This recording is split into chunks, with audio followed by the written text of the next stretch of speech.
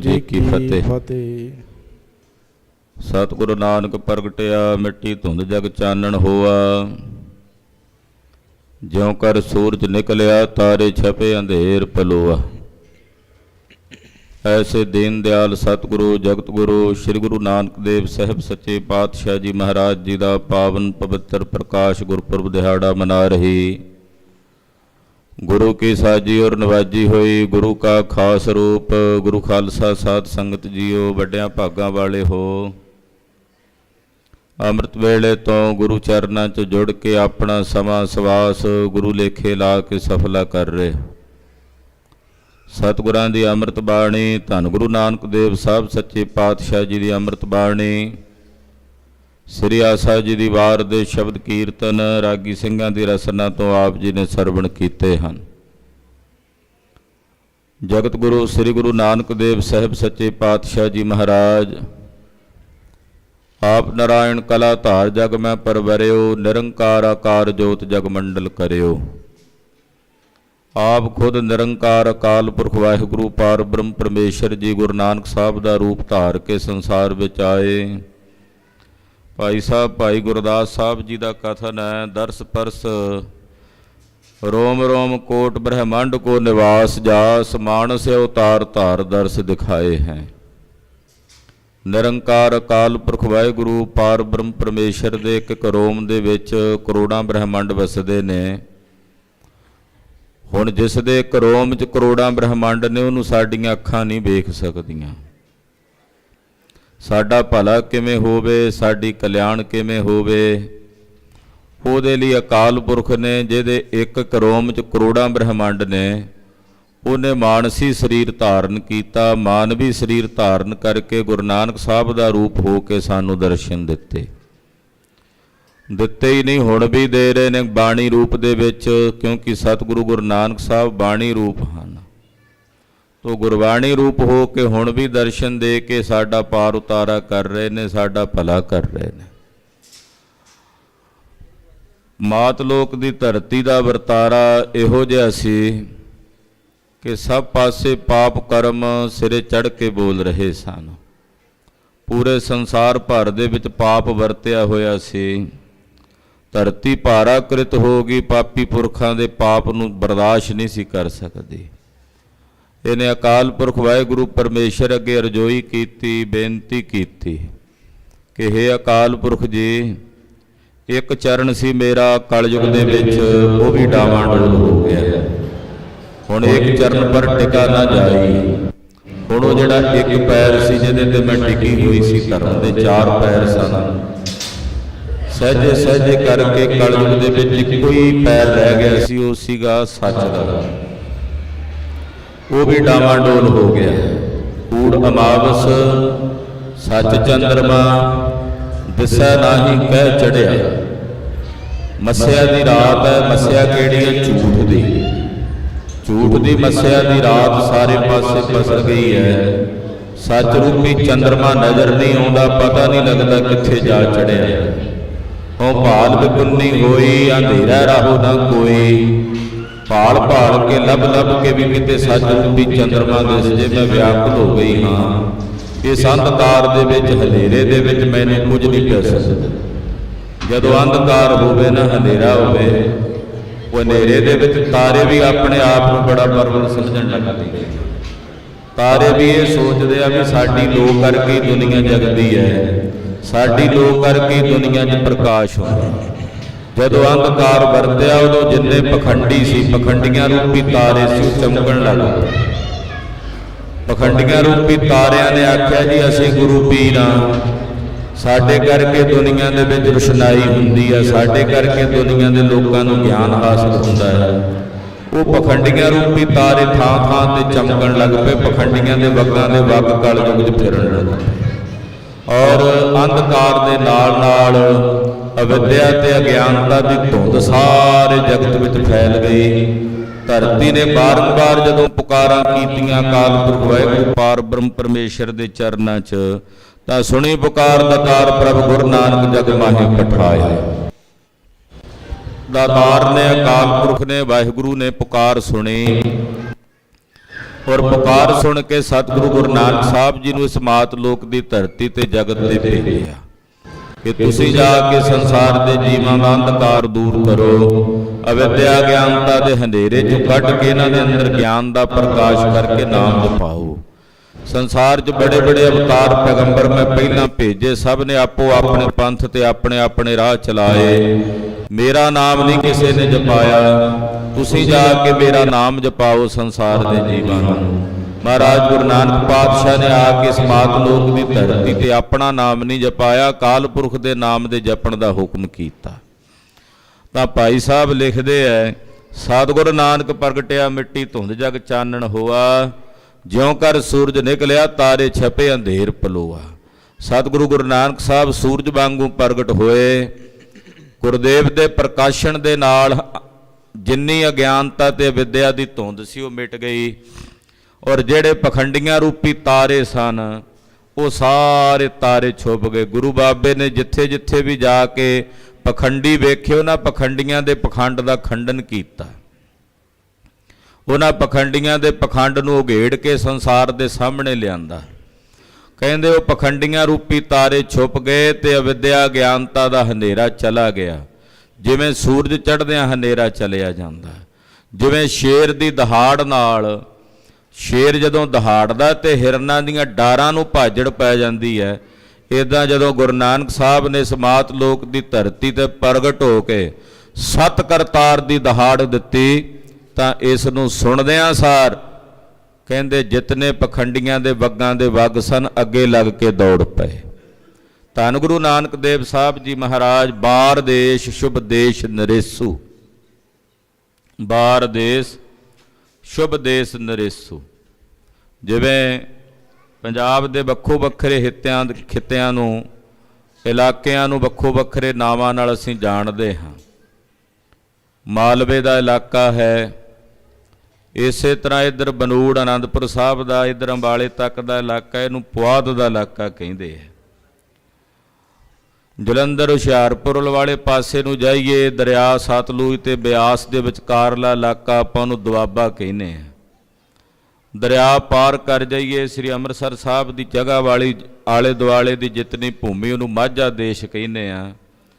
जिथे ननकाणा साहब महाराज गुरु नानक साहब जी ने अवतार धारिया उन्होंने बार देश कहते हैं। जिन्ने देश ने चाहे मालवा है, दुआबा है, माझा है, पुआध है, इन्हां सारे देशों के विचों सब तो उत्तम देश बार देश है। ननकाणा साहब की भूमि बाकी पंजाब दे सारियां भूमियां तो सब तो उत्तम भूमि इस करके उपजाऊ बहुत है। उन्होंने उत्थों का आबो हवा, उत्थों का वातावरण बहुत साफ ते स्वच्छ है। इस करके इन्हां सारे देशों का उन्होंने राजा कहा पुराने ग्रंथां च।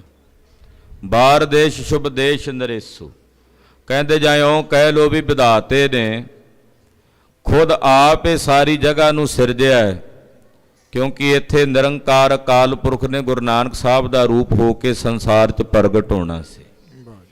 बड़ी सुंदर भूमि राय भोए की तलवंडी सन संमत बिक्रमी 1526 नूं कतक की पूर्णमाशी वाले दिन अज दे दिन अमृत वेले पिता कल्याण दास जी मेहता कालू दे ग्रह विखे सत्कारयोग माता त्रिपता जी दे उदर तो दीन दुनिया दे मालक वालिए कुल आलम नूरे सरवरे कायनात सर्व कला समर्थ गुरुदेव जगत गुरु श्री गुरु नानक देव साहब जी महाराज जी प्रकाश धारण करके आए।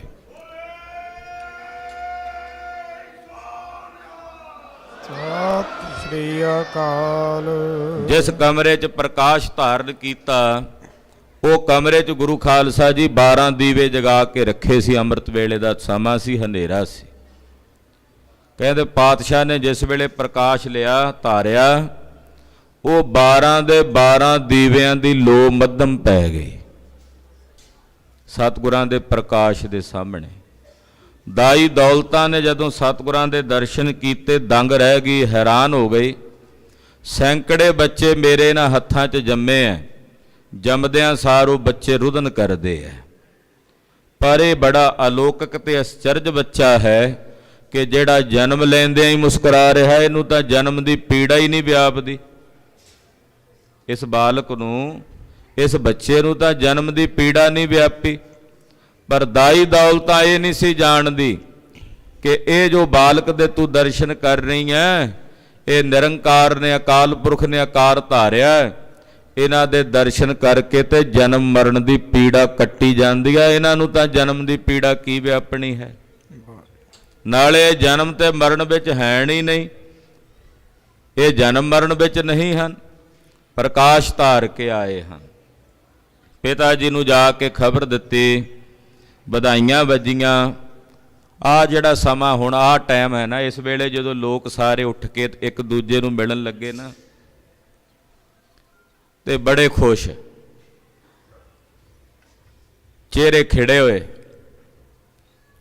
पता नहीं सी भी खुशी काहदी है। एक जना दूजे नूं पुछदा भी अज बड़ा खुश है, कहता हाँ यारा खुशी बड़ी है, अज मन च खेड़ा बड़ा, पर पता नहीं भी खुशी है काहदी। सुनने वाला दूजा कहता हाँ बई इधर भी यही हालत है, भी खुशी है पता नहीं है काहदी। ਜਿਹੜਾ एक दूजे नूं मिले ननकाना साहब, सब कहण अज बड़ी खुशी है, मन च पता नहीं खुशी है काहदी। पर वो ये नहीं सन जाणदे कि जीवां दे दुखां तो खਹਿੜਾ छुड़ा के जीवां दे अंदर खेड़ा ते विकास पैदा करन वाले गुरु नानक साहब इस नगर विच आण उतरे हन। ਜਿਹੜੇ खुशियां वंडण आए है, खेड़ा वंडण आए है, ਜਿਹੜੇ होका देण आए है संसार विच, ऐ संसार दे लोगो दुखां नूं छड्डो। दुख तुसीं फड़े होए ने, दुखां ने तुहानूं नहीं पकड़िया होया। दुख पर हर सुख घर लै जाए दा सिद्धांत संसार दे जीवां नूं देण आए ने। साहब जी दा नामकरण कीता, नामकरण करके गुरुदेव दा नाम रखिया पंडित हरदयाल जी ने। बेदियां दी कुल दे पुरोहित सन पंडित हरदयाल जी। नामकरण करके नाम रखिया नानक। पिता जी ने पूछया सी पंडित जी किदां दा नां रखिया, अज तो पहलां साडे पुरखियां विच कदे इदां दा नां नहीं सी सुनिया। तां पंडित जी ने जवाब दिता सी, पटवारी साहब अज तो पहलां तुहाडे पुरखियां विच की पूरे ब्रह्मंड विच ऐसे महापुरख दा जन्म ही नहीं होया जिहदा इहो जिहा नां रखिया जा सकदा। ते नाले तुसीं पुछया भी ये तां हिंदुआं वाला नां नहीं, ना मुसलमानां वाला, मिलिया जुलिया जा नां है। त्रेते युग दे अवतार भगवान रामचंद्र जी होए, द्वापर युग दे अवतार भगवान कृष्ण जी होए। उन्हां दी पूजा, उन्हां दा अदब, उन्हां दा सन्मान केवल हिंदुआं ने कीता, मुसलमानां ने उन्हां नूं नमस्कार नहीं कीती। हजरत मुहम्मद साहब, ईसा साहब, मूसा साहब, जिन्ने पैगंबर ने उन्हां दी पूजा केवल उन्हां दी उम्मत मुसलमानां ने कीती है, हिंदुआं ने नहीं। पटवारी साहब तुहाडे घर जिहड़ा ये बालक आया है, ਇਹਦੀ पूजा हिंदू भी करनगे ते मुसलमान भी इन्हां नूं पीर जान के सजदा करनगे। सत श्री अकाल। ये पूरे संसार दे सांझे रहबर होणगे, इस करके इन्हां दा नाम नानक रखिया है।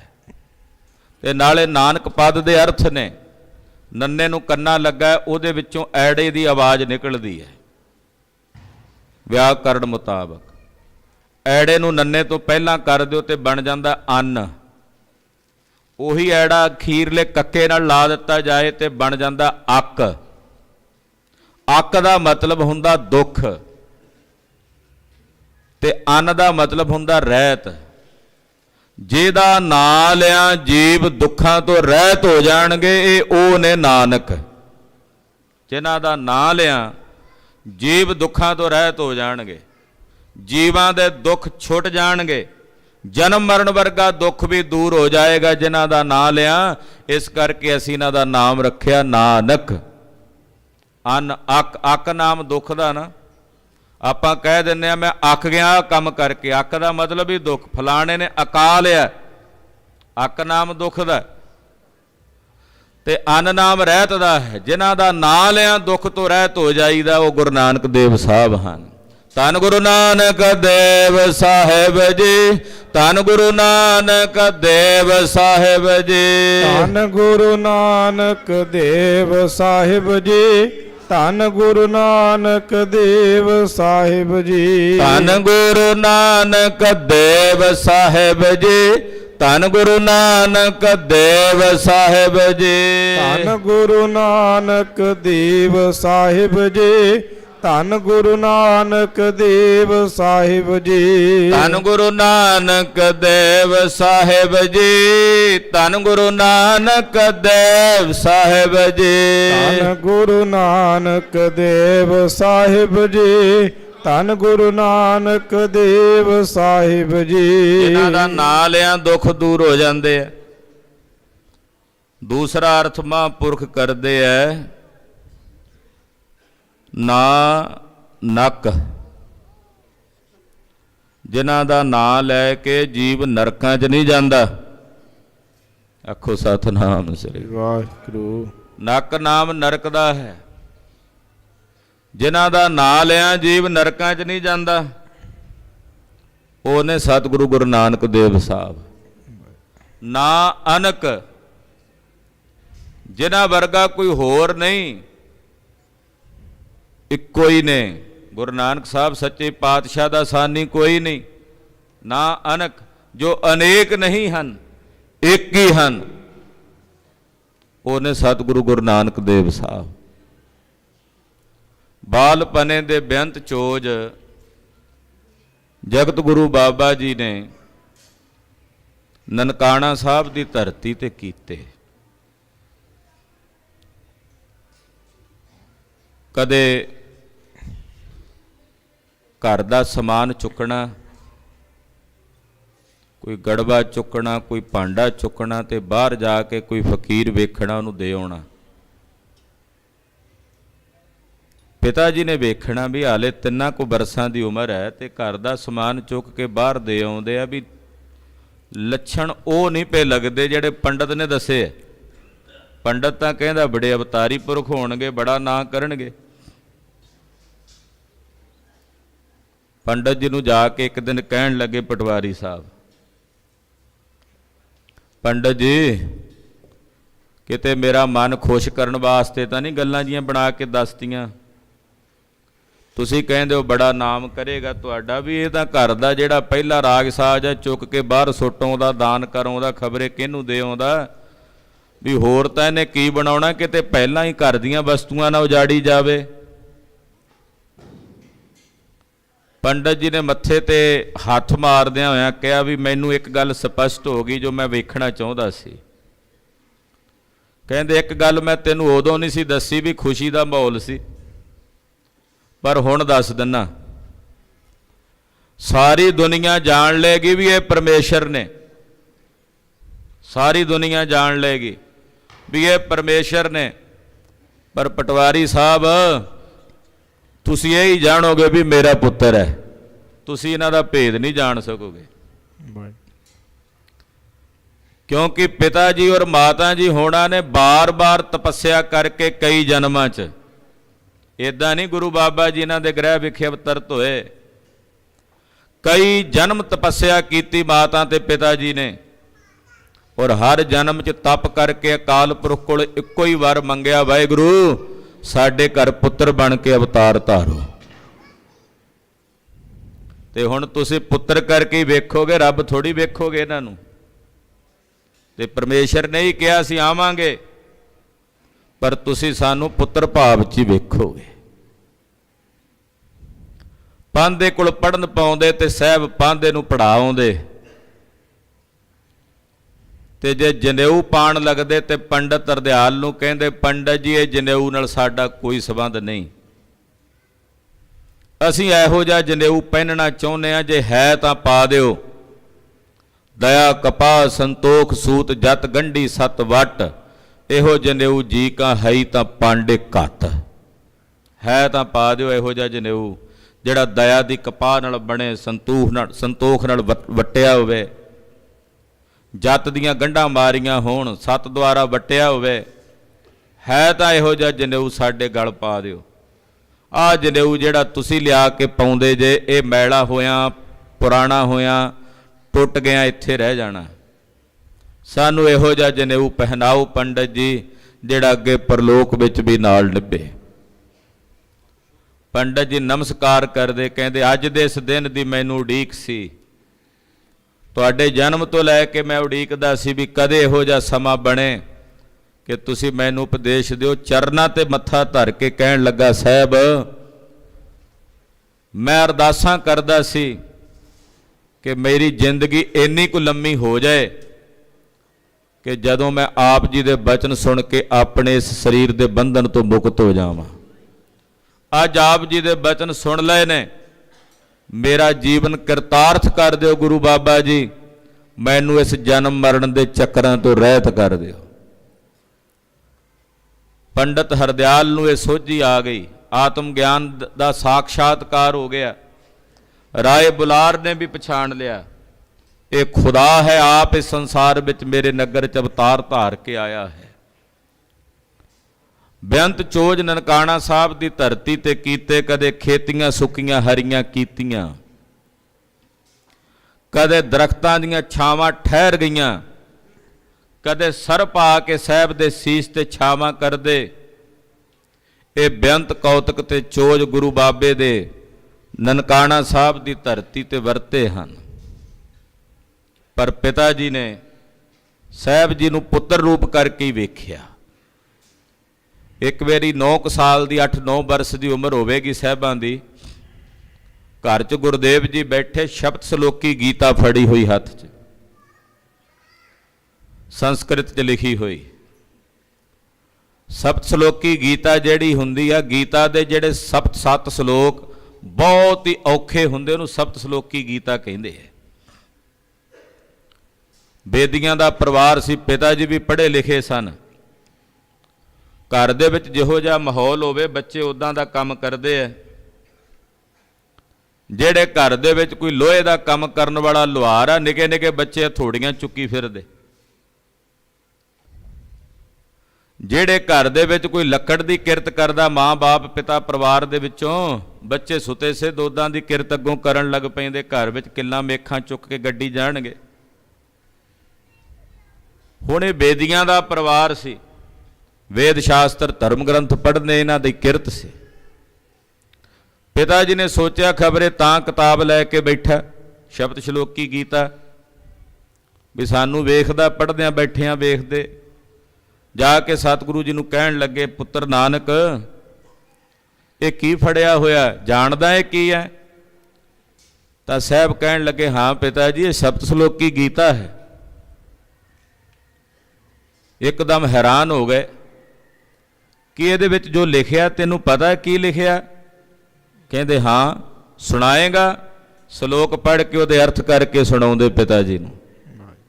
ਪਿਤਾ ਜੀ ਦੰਗ ਹੋ ਗਏ ਕਿ ਪਾਂਧਾ ਵਾਕਈ ਸੱਚ ਕਹਿੰਦਾ ਸੀ, ਵੀ ਇਹ ਤਾਂ ਪਹਿਲਾਂ ਹੀ ਪੜ੍ਹੇ ਪੜ੍ਹਾਏ ਨੇ। ਸੰਸਕ੍ਰਿਤ ਦੇ ਸ਼ਲੋਕ ਜਿਹੜੇ ਵੱਡੇ ਵੱਡੇ ਪੰਡਤ ਨਹੀਂ ਪੜ੍ਹ ਸਕਦੇ, ਇਹ ਪੜ੍ਹ ਕੇ ਉਹਦੇ ਅਰਥ ਕਰ ਰਹੇ ਨੇ। ਮਨ 'ਚ ਪ੍ਰੇਮ ਆਇਆ ਤੇ ਕਹਿਣ ਲੱਗੇ ਵੀ ਇਹ ਪਰਮੇਸ਼ਰ ਨੇ। ਸਤਿਗੁਰੂ ਸੱਚੇ ਪਾਤਸ਼ਾਹ ਨੇ ਉਸੇ ਵੇਲੇ ਮਾਇਆ ਵਰਤਾ ਦਿੱਤੀ ਤੇ ਪਿਤਾ ਜੀ ਕਹਿੰਦੇ, ਨਾ ਨਾ, ਲੋਕਾਂ ਵਾਸਤੇ ਹੋਣਾ ਪਰਮੇਸ਼ਰ, ਮੇਰਾ ਤਾਂ ਪੁੱਤ ਹੈ। ਇੱਕਦਮ ਮਾਇਆ ਦਾ ਪਰਦਾ ਪਾ ਦਿੱਤਾ। ਇੱਦਾਂ ਕਈ ਵਾਰੀ ਜਾਣ ਵੀ ਲੈਂਦੇ ਪਿਤਾ ਜੀ, ਪਰ ਸਤਿਗੁਰੂ ਜੀ ਨਾਲ ਹੀ ਮੋਹ ਦੀ ਕਨਾਤ ਤਾਣ ਦਿੰਦੇ। ਬੇਅੰਤ ਚੋਜ ਗੁਰਦੇਵ ਨੇ ਨਨਕਾਣਾ ਸਾਹਿਬ ਦੀ ਧਰਤੀ ਤੇ ਕੀਤੇ। ਜਦੋਂ 20 ਰੁਪਇਆਂ ਦਾ ਲੰਗਰ ਲਾ ਕੇ ਆਏ, ਪਿਤਾ ਜੀ ਬੜੇ ਰੋਸ ਵਿੱਚ ਆਏ। ਸਾਹਿਬ ਦੇ ਮੁਖ ਮੰਡਲ ਤੇ ਚਪੇੜਾਂ ਤੱਕ ਮਾਰ ਘੱਤੀਆਂ। ਰਾਏ ਬੁਲਾਰ ਨੂੰ ਇਸ ਗੱਲ ਦਾ ਬੜਾ ਗੁੱਸਾ ਆਇਆ, ਮੇਰੇ ਸਵਾਮੀ, ਮੇਰੇ ਮਾਲਕ ਦੇ ਮੁਖ ਤੇ ਚਪੇੜਾਂ ਕਾਲੂ ਨੇ ਮਾਰੀਆਂ ਨੇ। ਬੁਲਾ ਕੇ ਆਖਿਆ, ਲੈ 20 ਰੁਪਈਏ, ਇਹ ਤੇਰਾ ਸਾਰਾ ਘਰ ਲੁਟਾ ਆਵਣ, ਤੂੰ ਇਹਨਾਂ ਨੂੰ ਕੁਝ ਨਾ ਆਖੀ, ਜੋ ਇਹ ਲੁਟਾ ਕੇ ਆਉਣ ਤੂੰ ਮੇਰੇ ਕੋਲ ਆ ਕੇ ਦੁੱਗਣਾ ਲੈ ਜਾਇਆ ਕਰ। ਪਿਤਾ ਜੀ ਕਹਿਣ, ਨਹੀਂ ਮਹਾਰਾਜ, ਰਾਏ ਬੁਲਾਰ ਜੀ ਇਦਾਂ ਨਾ ਕਰੋ। ਕਹਿੰਦੇ, ਲੈ ਜਾ, ਤੈਨੂੰ ਪੈਸਾ ਪਿਆਰਾ ਨਾ, ਮੈਨੂੰ ਮੇਰੇ ਸਾਹਿਬ ਗੁਰੂ ਨਾਨਕ ਦੇਵ ਸਾਹਿਬ ਪਿਆਰੇ ਹੈ। ਜਾਣਿਆ ਵੀ ਇੱਥੇ ਗੱਲ ਨਹੀਂ ਬਣਨੀ। ਭਾਈਆ ਜੈ ਰਾਮ ਜੀ ਉਹ ਆਏ ਨਨਕਾਣਾ ਸਾਹਿਬ ਤੇ ਰਾਏ ਬੁਲਾਰ ਨੇ ਉਹਨਾਂ ਨਾਲ ਗੱਲ ਕੀਤੀ। ਦੌਲਤ ਖਾਨ ਨੂੰ ਸੁਨੇਹਾ ਭੇਜਿਆ ਸੁਲਤਾਨਪੁਰ ਸਾਹਿਬ ਕਿ ਗੁਰੂ ਨਾਨਕ ਸਾਹਿਬ ਆਉਂਦੇ ਆ, ਇਹਨਾਂ ਨੂੰ ਉੱਥੇ ਕਿਰਤ ਦੇਣੀ ਹੈ। ਸਤਿਗੁਰੂ ਜੀ ਪਿਤਾ ਜੀ ਦੇ ਕੋਲੋਂ ਆਗਿਆ ਲੈ ਕੇ ਸੁਲਤਾਨਪੁਰ ਸਾਹਿਬ ਆਏ। ਦੌਲਤ ਖਾਨ ਨੇ ਗੁਰਦੇਵ ਨੂੰ ਮੋਦੀ ਖਾਨੇ ਦੀ ਕਿਰਤ ਸੰਭਾਲ ਦਿੱਤੀ। ਮੋਦੀ ਖਾਨੇ 'ਚ ਗੁਰਦੇਵ ਅਨੇਕਾਂ ਜੀਵਾਂ ਦਾ ਭਲਾ ਕਰਦੇ, ਸਭ ਨੂੰ ਤੇਰਾ ਤੇਰਾ ਕਹਿ ਕੇ ਤੋਲੀ ਜਾਂਦੇ, ਝੋਲੀਆਂ ਭਰੀ ਜਾਂਦੇ। ਵੇਈ ਨਦੀ ਦੇ ਕੰਢੇ ਅੰਮ੍ਰਿਤ ਵੇਲੇ ਚਲੇ ਜਾਣਾ, ਜਿੱਥੇ ਗੁਰਦੁਆਰਾ ਬੇਰ ਸਾਹਿਬ ਹੈ, ਇੱਥੇ ਖਲੋ ਕੇ ਘੰਟਿਆਂ ਬੱਧੀ ਅੰਮ੍ਰਿਤ ਵੇਲੇ ਸਾਧਨਾ 'ਚ ਖਲੋਤੇ ਰਹਿਣਾ, ਤਪ ਦੀ ਮੂਰਤ ਬਣ ਕੇ। ਸਮਾਂ ਬੀਤਿਆ, ਇੱਥੇ ਹੀ ਸਤਿਗੁਰਾਂ ਦੀ ਸ਼ਾਦੀ ਹੋਈ। ਸ਼ਾਦੀ ਕਰਾ ਕੇ ਮਾਤਾ ਸੁਲੱਖਣੀ ਜੀ ਨਾਲ ਬਟਾਲੇ ਨਗਰ ਤੋਂ, ਗੁਰਦੁਆਰਾ ਕੰਧ ਸਾਹਿਬ ਤੋਂ ਸੁਲਤਾਨਪੁਰ ਸਾਹਿਬ ਆ ਗਏ।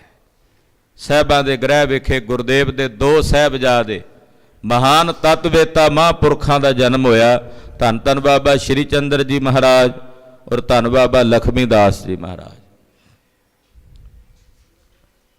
ਬੇਅੰਤ ਚੋਜ ਸੁਲਤਾਨਪੁਰ ਸਾਹਿਬ ਦੀ ਧਰਤੀ ਤੇ ਕੀਤੇ ਭਾਈ ਭਗੀਰਥ ਜੀ ਵਰਗੇ, ਭਾਈ ਮਨਸੁਖ ਜੀ ਵਰਗੇ ਬੇਅੰਤ ਗੁਰਬਖਾਂ ਦਾ ਪਾਰ ਉਤਾਰਾ ਸਤਿਗੁਰਾਂ ਇੱਥੇ ਕੀਤਾ। ਇੱਥੋਂ ਹੀ ਉਦਾਸੀਆਂ ਲਈਆਂ, 4 ਉਦਾਸੀਆਂ ਧਾਰਨ ਕਰਕੇ ਅਨੇਕ ਜੀਵਾਂ ਦੀ ਕਲਿਆਣ ਕੀਤੀ। ਅੱਜ ਕੱਲ੍ਹ ਗਿਣਦੇ ਮਿਣਦੇ ਆ ਵੀ ਸਭ ਤੋਂ ਲੰਮੀ ਯਾਤਰਾ ਦਾ ਜਿਹੜਾ ਪੈਦਲ ਚੱਲਣ ਦਾ ਰਿਕਾਰਡ ਗੁਰੂ ਸਾਹਿਬ ਕੋਲ ਹੈ, ਤੇ ਉਹਨਾਂ ਨੇ ਗਿਣਤੀ ਮਿਣਤੀ ਕੀਤੀ ਵੀ ਇੰਨੇ ਹਜ਼ਾਰ ਜਾਂ ਇੰਨੇ ਲੱਖ ਕਿਲੋਮੀਟਰ, ਪਰ ਗਿਣਤੀ ਮਿਣਤੀ ਨਹੀਂ ਹੋ ਸਕਦੀ। ਜਿੱਥੇ ਤੱਕ ਤੁਸੀਂ ਗਏ ਉੱਥੇ ਤੱਕ ਗਿਣ ਲਈ। ਜਨਮ ਸਾਖੀਆਂ 'ਚ ਗੁਰਦੇਵ ਉਹ ਥਾਵਾਂ 'ਤੇ ਵੀ ਗਏ ਜਿੱਥੇ ਧਰੂ ਵਰਗੇ ਰਹਿੰਦੇ ਨੇ, ਉੱਥੇ ਤੱਕ ਗਿਣਤੀ ਮਿਣਤੀ ਹੋ ਸਕਦੀ ਹੈ। ਕਾਕ ਪਸੁੰਡੀ ਵਰਗੇ ਰਿਸ਼ੀਆਂ ਨੂੰ ਜਾ ਕੇ ਦਰਸ਼ਨ ਦੇ ਰਹੇ ਹੈ। ਸੁਮੇਰ ਪਰਬਤ ਜਿੱਥੇ ਤਾਈਂ ਅੱਜ ਕੋਈ ਪਹੁੰਚ ਨਹੀਂ ਸਕਿਆ ਹਾਲੇ ਤੱਕ, ਉੱਥੇ ਜਾ ਕੇ ਸਿੱਧਾਂ ਦੇ ਨਾਲ ਸਿੱਧ ਗੋਸ਼ਟੀ ਕਰਦੇ ਹੈ। ਗਿਣਤੀਆਂ ਮਿਣਤੀਆਂ 'ਚ ਨਹੀਂ ਆ ਸਕਦਾ ਭਾਈ ਵਰਤਾਰਾ। ਕੱਲ੍ਹ ਨੂੰ ਕੋਈ ਹੋਰ ਆ ਜਾਏਗਾ, ਜੇ ਮੰਨ ਲਓ ਉਹ ਪੈਂਡਾ ਜਿੰਨਾ ਕਿ ਇਹਨਾਂ ਨੇ ਗਿਣਤੀ ਮਿਣਤੀ ਕੀਤੀ ਹੈ ਵੀ 2-2.5 ਲੱਖ ਕਿਲੋਮੀਟਰ ਦੀ, ਤੇ ਕੱਲ੍ਹ ਨੂੰ ਕੋਈ ਹੋਰ ਆ ਜਾਏਗਾ ਕਹੇਗਾ ਵੀ ਮੈਂ ਤਾਂ 3 ਲੱਖ ਦਾ ਰਿਕਾਰਡ ਬਣਾਤਾ, 4 ਲੱਖ ਕਿਲੋਮੀਟਰ ਦਾ ਬਣਾਤਾ। ਅੱਜ ਕੱਲ੍ਹ ਤੇ ਗੱਡੀਆਂ ਕਾਰਾਂ ਨੇ ਬਹੁਤ ਲੋਕਾਂ ਕੋਲ, ਵੀ ਸਾਡਾ ਰਿਕਾਰਡ ਵੱਧ ਜਾਏਗਾ। ਗੁਰੂ ਖਾਲਸਾ ਜੀ, ਇਹ ਮਿਣਤੀਆਂ ਗਿਣਤੀਆਂ ਬੰਦਿਆਂ ਨੂੰ ਤੁਸੀਂ ਆਪਣੇ ਦਾਇਰੇ 'ਚ ਲਿਆ ਸਕਦੇ ਹੋ। ਸਤਿਗੁਰੂ ਗੁਰੂ ਨਾਨਕ ਸਾਹਿਬ ਆਪ ਪਰਮੇਸ਼ਵਰ ਨੇ। ਆਪ ਨਾਰਾਇਣ ਕਲਾ ਧਾਰ ਜਗ ਮੈਂ ਪਰਵਰਿਓ, ਨਿਰੰਕਾਰ ਆਕਾਰ ਜੋਤ ਜਗ ਮੰਡਲ ਕਰਿਓ। ਤੇ ਤਾਰੇ ਕਿੰਨੇ ਕਿੰਨੇ, ਉਹਨਾਂ ਦੀ ਵੀ ਗਿਣਤੀ ਕੋਈ ਨਹੀਂ। ਪਸ਼ੂ ਪ੍ਰੇਤ ਮੁਗਧ ਕੋ ਤਾਰੇ, ਪਾਹਨ ਪਾਰ ਉਤਾਰੇ। ਬੇਅੰਤ ਚੋਜ ਜਗਤ ਗੁਰੂ ਸ੍ਰੀ ਗੁਰੂ ਨਾਨਕ ਦੇਵ ਸਾਹਿਬ ਜੀ ਨੇ ਕੀਤੇ। ਆਪਣੀ ਅੰਮ੍ਰਿਤ ਬਾਣੀ ਉਚਾਰਨ ਕਰਕੇ ਕਦੇ ਸੱਜਣ ਵਰਗੇ ਠੱਗਾਂ ਨੂੰ ਠੱਗੀ ਤੋਂ ਹਟਾ ਕੇ ਸੱਜਣ ਬਣਾਉਂਦੇ, ਕੌਡੇ ਵਰਗੇ ਰਾਖਸ਼ਾਂ ਨੂੰ ਦੇਵਤਾ ਬਣਾ ਦਿੰਦੇ, ਭੂਮੀਏ ਵਰਗੇ ਚੋਰ ਨੂੰ ਆਤਮ ਗਿਆਨੀ ਬਣਾ ਦਿੰਦੇ ਐ, ਨੂਰ ਸ਼ਾਹ ਜਾਦੂਗਰਨੀ ਵਰਗਿਆਂ ਨੂੰ ਬੇਵਿਚਾਰ ਤੋਂ ਹਟਾ ਕੇ ਆਤਮ ਗਿਆਨੀ ਬਣਾ ਕੇ ਉਹਨੂੰ ਜੀਵਨ ਮੁਕਤ ਅਵਸਥਾ ਪ੍ਰਦਾਨ ਕਰ ਦਿੰਦੇ ਐ। ਜਗਤ ਗੁਰੂ ਗੁਰੂ ਨਾਨਕ ਸਾਹਿਬ ਦੀ ਅੰਮ੍ਰਿਤ ਬਾਣੀ ਦੀ ਕਲਾ ਸੀ ਜਿਹੜੀ ਹੁਣ ਤੱਕ ਵਰਤ ਰਹੀ ਹੈ। ਜੇ ਸੱਜਣ ਠੱਗ ਨੂੰ ਉੱਜਲ ਕਹਿ ਚਿਲਕਣਾ ਘੋਟਮ ਕਾਲੜੀ, ਮਾਸੇ ਬਚਨ ਕਹਿ ਕੇ ਉਹਦਾ ਜੀਵਨ ਪਾਰ ਉਤਾਰਦੇ ਆ, ਕਿ ਉਹ ਬਚਨ ਅੱਜ ਵੀ ਤਾਂ ਹੈਨ, ਅੱਜ ਵੀ ਤਾਂ ਸਾਡੇ ਜੀਵਾਂ ਦਾ ਭਲਾ ਕਰਦੇ ਹਨ। ਅੱਜ ਵੀ ਜੇ ਸੱਜਣ ਠੱਗ ਵਾਂਗੂ ਸੁਣਨ ਵਾਲੇ ਬਣ ਜਾਈਏ, ਮਹਾਰਾਜ ਸੱਚੇ ਪਾਤਸ਼ਾਹ ਦੇ ਬਚਨ ਸੁਣ ਕੇ ਸਮਰਪਿਤ ਭਾਵ ਨਾਲ, ਤੇ ਅੱਜ ਵੀ ਸਤਿਗੁਰਾਂ ਦੇ ਬਚਨ ਸਾਡਾ ਪਾਰ ਉਤਾਰਾ ਕਰਦੇ ਨੇ, ਤੇ ਆਉਣ ਵਾਲੇ ਸਮੇਂ ਵਿੱਚ ਵੀ ਕਰਦੇ ਰਹਿਣਗੇ। ਕਿਉਂਕਿ ਗੁਰੂ ਬਾਬਾ ਜੀ ਇਹ ਸੰਸਾਰ 'ਚ ਆਏ ਪਰ ਗਏ ਨਹੀਂ, ਗੁਰਬਾਣੀ ਰੂਪ ਹੋ ਕੇ ਪੂਰੇ ਜਗਤ ਵਿੱਚ ਚਾਨਣਾ ਕਰ ਰਹੇ ਹੈ। ਜਾਹਰ ਪੀਰ ਜਗਤ ਗੁਰ ਬਾਬਾ, ਧੰਨ ਗੁਰੂ ਨਾਨਕ ਦੇਵ ਸਾਹਿਬ ਸੱਚੇ ਪਾਤਸ਼ਾਹ। ਧੰਨ ਗੁਰੂ ਨਾਨਕ ਦੇਵ ਸਾਹਿਬ ਜੀ, ਧੰਨ ਗੁਰੂ ਨਾਨਕ ਦੇਵ ਸਾਹਿਬ ਜੀ, ਧੰਨ ਗੁਰੂ ਨਾਨਕ ਦੇਵ ਸਾਹਿਬ ਜੀ, ਧੰਨ ਗੁਰੂ ਨਾਨਕ ਦੇਵ ਸਾਹਿਬ ਜੀ। ਧੰਨ ਗੁਰੂ ਨਾਨਕ ਦੇਵ ਸਾਹਿਬ ਜੀ। ਧੰਨ ਗੁਰੂ ਨਾਨਕ ਦੇਵ ਸਾਹਿਬ ਜੀ। ਧੰਨ ਗੁਰੂ ਨਾਨਕ ਦੇਵ ਸਾਹਿਬ ਜੀ। ਧੰਨ ਗੁਰੂ ਨਾਨਕ ਦੇਵ ਸਾਹਿਬ ਜੀ। ਧੰਨ ਗੁਰੂ ਨਾਨਕ ਦੇਵ ਸਾਹਿਬ ਜੀ। ਧੰਨ ਗੁਰੂ ਨਾਨਕ ਦੇਵ ਸਾਹਿਬ ਜੀ। ਧੰਨ ਗੁਰੂ ਨਾਨਕ ਦੇਵ ਸਾਹਿਬ ਜੀ। ਧੰਨ ਗੁਰੂ ਨਾਨਕ ਦੇਵ ਸਾਹਿਬ ਜੀ। ਕਲਯੁਗ ਮਿਲਿਆ ਸਤਿਗੁਰਾਂ ਨੂੰ, ਬੜਾ ਵਧੀਆ ਕੀਮਤੀ ਜਿਹਾ ਦੁਸ਼ਾਲਾ ਉਹਦੀ ਬੁੱਕਲ ਮਾਰੀ ਹੋਈ, ਪਰ ਉਹਦੇ ਵਿੱਚੋਂ ਖੱਪੇ ਨਿਕਲੇ ਹੋਏ ਵਿੱਚੋਂ ਨਾ, ਉਹ ਦੁਸ਼ਾਲੇ ਦੇ ਚਾਦਰਾ ਸੀ ਬੜਾ ਸੋਹਣਾ ਦੁਸ਼ਾਲਾ, ਤੇ ਵਿੱਚੋਂ ਮੋਹਰੀਆਂ ਨਿਕਲੀਆਂ ਹੋਈਆਂ, ਖੱਪੇ ਨਿਕਲੇ ਹੋਏ। ਭਾਈ ਮਰਦਾਨਾ ਜੀ ਪੁੱਛਦੇ, ਮਹਾਰਾਜ ਵੀ ਇਹ ਦੁਸ਼ਾਲਾ ਇੰਨਾ ਸੋਹਣਾ ਕੀਮਤੀ ਲੱਗਦਾ ਹੈ, ਪਰ ਵਿੱਚੋਂ ਇਹ ਮੋਹਰੀਆਂ ਖੱਪੇ ਨਿਕਲੇ ਆ, ਇਹ ਸਮਝ ਨਹੀਂ ਆਉਂਦੀ ਵੀ ਇਹ ਕੀ ਗੱਲ ਹੈ। ਮਹਾਰਾਜ ਕਹਿੰਦੇ, ਮਰਦਾਨਿਆਂ ਕਲਯੁਗ ਨਹੀਂ ਪੁੱਛ ਲੈ। ਕਹਿੰਦੇ, ਹਾਂ ਭਾਈ ਇਹ ਦੱਸ ਵੀ ਇਹ ਦੁਸ਼ਾਲੇ ਤੇ ਬੜੇ ਖੱਪੇ ਮੋਹਰੀਆਂ ਨੇ, ਇਹ ਕਾਹਦੇ ਲਈ ਨੇ? ਕਹਿਣ ਲੱਗਾ ਵੀ ਇਹ ਦੁਸ਼ਾਲਾ ਆ ਮਰਦਾਨਿਆਂ ਦਲਿੱਦਰ ਦਾ, ਆਲਸ ਦਾ। ਜਦੋਂ ਅੰਮ੍ਰਿਤ ਵੇਲੇ ਦਾ ਸਮਾਂ ਹੁੰਦਾ, ਮੈਂ ਸਾਰੀ ਦੁਨੀਆ ਦੇ ਪਾ ਦਿੰਦਾ। ਜਿਹੜੇ ਰਾਤ ਨੂੰ 12-1 ਵਜੇ ਤੱਕ 2 ਵਜੇ ਤੱਕ ਭਟਕਦੇ ਨਹੀਂ ਫਿਰਦੇ ਮੰਜੇ ਤੇ, ਵੀ ਆ ਜਾਣ ਪੈ ਜਾਣ ਤੇ ਨੀਂਦ ਨਹੀਂ ਆਉਂਦੀ, ਉਹਨਾਂ ਨੂੰ ਵੀ 1-2 ਵਜੇ ਫਿਰ ਨੀਂਦ ਪੈ ਜਾਂਦੀ। ਪੂਰਾ ਦਲਿੱਦਰ ਪਾ ਦਿੰਦਾ ਸਾਰੇ ਪਾਸੇ। ਪਰ ਆ ਜਿਹੜੇ ਗੁਰੂ ਨਾਨਕ ਸਾਹਿਬ ਦੇ ਸਿੱਖ ਨੇ ਨਾ, ਨਾਮ ਜਪਣ ਵਾਲੇ, ਇਹ ਸਵੇਰੇ ਜਦੋਂ ਕਹਿੰਦੇ ਆ ਧੰਨ ਗੁਰੂ ਨਾਨਕ ਦੇਵ ਕਹਿ ਕੇ ਉੱਠਦੇ ਆ, ਤੇ ਵਿੱਚੋਂ ਹੀ ਪਾੜ ਕੇ ਨਿਕਲ ਕੇ ਉੱਠ ਜਾਂਦੇ ਆ, ਅੰਮ੍ਰਿਤ ਵੇਲੇ ਦੀ ਸਾਂਭ ਕਰ ਲੈਂਦੇ ਆ। ਸਤਿ ਸ੍ਰੀ ਅਕਾਲ। ਜਦੋਂ ਗੁਰੂ ਨਾਨਕ ਸਾਹਿਬ ਦਾ ਨਾਂ ਲੈਂਦੇ ਆ, ਮੇਰਾ ਉਹਨਾਂ ਤੇ ਜ਼ੋਰ ਨਹੀਂ ਚੱਲਦਾ, ਇਹ ਦਲਿੱਦਰ ਦਾ ਮੇਰਾ ਉਹਨਾਂ ਤੇ ਪ੍ਰਭਾਵ ਨਹੀਂ ਪੈਂਦਾ। ਇਹ ਗੁਰੂ ਨਾਨਕ ਸਾਹਿਬ ਦੇ ਨਾਂ ਲੈਣ ਦੀ ਬਰਕਤ ਹੈ। ਸਭ ਤੇ ਵੱਡਾ ਸਤਿਗੁਰ ਨਾਨਕ, ਸਭ ਤੇ ਵੱਡਾ ਸਤਿਗੁਰ ਨਾਨਕ, ਸਭ ਤੇ ਵੱਡਾ ਸਤਿਗੁਰ ਨਾਨਕ, ਸਭ ਤੇ ਵੱਡਾ ਸਤਿਗੁਰ ਨਾਨਕ, ਸਭ ਤੇ ਵੱਡਾ ਸਤਿਗੁਰ ਨਾਨਕ, ਸਭ ਤੇ ਵੱਡਾ ਸਤਿਗੁਰ ਨਾਨਕ, ਸਭ ਤੇ ਵੱਡਾ ਸਤਿਗੁਰ ਨਾਨਕ, ਸਭ ਤੇ ਵੱਡਾ ਸਤਿਗੁਰ ਨਾਨਕ। ਜਿਨ ਕਲ ਰਾਖੀ ਮੇਰੀ, ਜਿਨ ਕਲ ਰਾਖੀ ਮੇਰੀ, ਜਿਨ ਕਲ ਰਾਖੀ ਮੇਰੀ, ਜਿਨ ਕਲ ਰਾਖੀ ਮੇਰੀ। ਧੰਨ ਗੁਰੂ ਨਾਨਕ ਦੇਵ ਸਾਹਿਬ ਜੀ ਦੇ ਨਾਮ ਦੀਆਂ ਬਰਕਤਾਂ ਹਨ। ਐਸੇ ਦੀਨ ਦਿਆਲ ਸਤਿਗੁਰੂ, ਜਗਤ ਗੁਰੂ ਸ਼੍ਰੀ ਗੁਰੂ ਨਾਨਕ ਦੇਵ ਸਾਹਿਬ ਜੀ ਦੇ ਪਵਿੱਤਰ ਪ੍ਰਕਾਸ਼ ਗੁਰਪੁਰਬ ਦਿਹਾੜੇ ਦੀਆਂ ਸਮੂਹ ਗੁਰੂ ਕੀਆਂ ਸਾਜੀਆਂ ਨਵਾਜੀਆਂ ਸੰਗਤਾਂ ਨੂੰ ਲੱਖ ਲੱਖ ਵਧਾਈਆਂ ਹੋਵਣ।